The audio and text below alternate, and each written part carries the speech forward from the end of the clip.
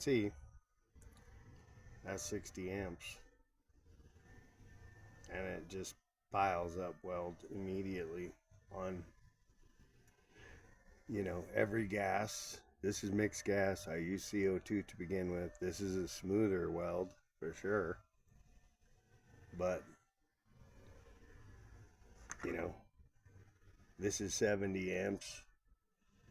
Or this is 60 amps. This is 70 amps. This is 70 amps. This is 80 amps.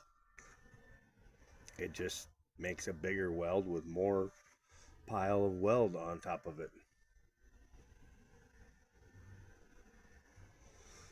And I don't know how to fix this, situation.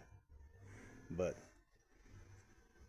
this is only 125 thousandths metal, so 60 amps should be plenty. This is 14.2 volts and 60 amps, what it comes up on when you put it in synergic mode with 30 thousandths wire with mix gas.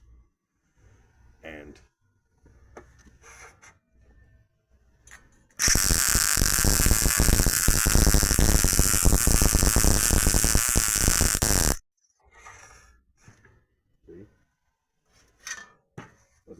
just more piled up weld. It won't even sink into that metal, and it's coming out the bottom side probably too.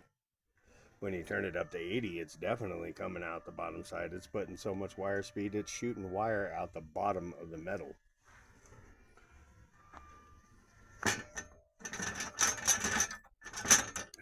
Goodness. And the ground is not good on this welder at all. I'm going to change this ground clamp out today. But see, it's stuck to that other metal already, because it's going clean through the metal to the other side, even at 60 amps through 1/8" plate. But yet it's piling all this weld on the other side.